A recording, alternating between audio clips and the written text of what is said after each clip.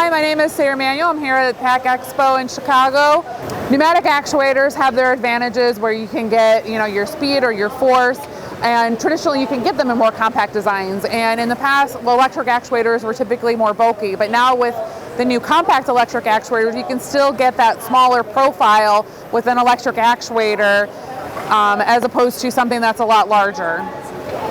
So both of these assets are doing a pick and place application with similar motion profiles. So you have a 3-axis, an extend, retract, up and down, and both of these can be done in a compact actuator, whether you need pneumatic or electric.